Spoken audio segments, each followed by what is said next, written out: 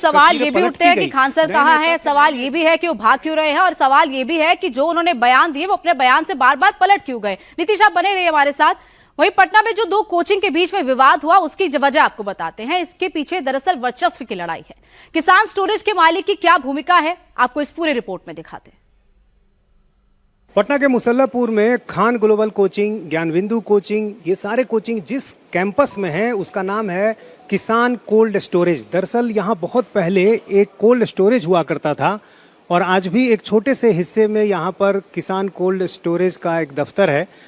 और इसी कैंपस में चूंकि बाद में धीरे धीरे कोचिंग संस्थान आ गए, इसलिए इसे किसान कोल्ड स्टोरेज कैंपस कहा जाता है। Doctor RV. प्रसाद इस कैंपस के मालिक हैं। पहले बहुत छोटे छोटे कोचिंग यहाँ हुआ करते थे, लेकिन जब कोविड आया उसके बाद खान सर लोकप्रिय हुए, धीरे धीरे उनका कद बढ़ा।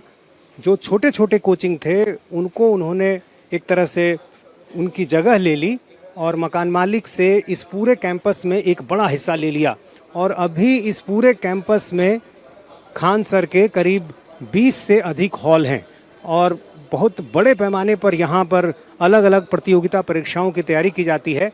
जबकि पहले छोटे छोटे कोचिंग संस्थान थे, लेकिन धीरे धीरे उनका अस्तित्व मिटता गया और एक बड़े हिस्से पर खान सर ने एक तरह से यहाँ पर अपना कब्जा कर लिया। अब ज्ञानबिंदु कोचिंग से भी उनकी जो लड़ाई चल रही है उसके पीछे भी वजह यही बताई जा रही है कि खान सर ये चाहते हैं कि ज्ञानबिंदु कोचिंग यहाँ ना रहे, और यही कारण है कि मकान मालिक के साथ मिलकर जो भी विवाद सामने आ रहा है उसकी बात कही जा रही है। ज्ञानबिंदु की तरफ से इस तरह के आरोप लगाए जा रहे हैं और इस पूरे हिस्से में अभी सिर्फ 5 कोचिंग संस्थान हैं, जबकि पहले इनकी संख्या बहुत ज़्यादा थी। और अभी जो कोचिंग संस्थान हैं उनमें Ankush mathematics, Kautilya GS, Savitri computer, Khan global studies और ज्ञानबिंदु जीएस, ये कोचिंग संस्थान इस पूरे कैंपस में हैं।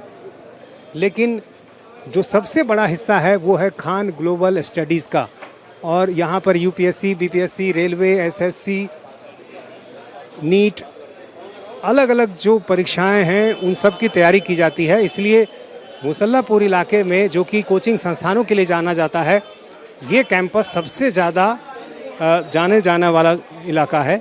और यहाँ किराया भी काफ़ी बहुत अधिक है।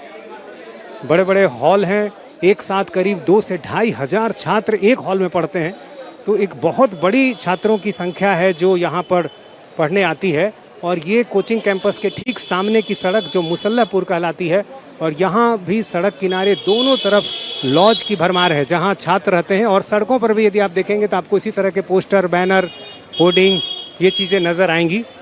ज्ञानबिंदु कोचिंग संस्थान भी जीएस के क्षेत्र में एक जाना पहचाना नाम है।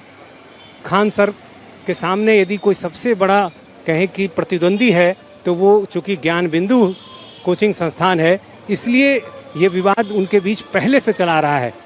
अभी हाल में कुछ घटनाओं को लेकर इसमें और इजाफा हुआ और दोनों का विवाद खुलकर सामने आ गया। और इसी मामले में अब ज्ञानबिंदु के जो डायरेक्टर हैं रोशन आनंद, वो अभी जेल में हैं, और दूसरी तरफ खान सर पर भी एफआईआर दर्ज हो गई है। अब पुलिस उनकी गिरफ्तारी के लिए भी दबिश दे रही है।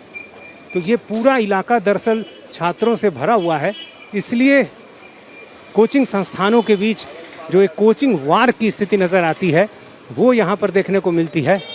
और इसलिए इस पूरे हिस्से में यदि आप देखें तो मुसल्लापुर हाट के इलाके में आपको कई इस तरह के बोर्ड मिलेंगे।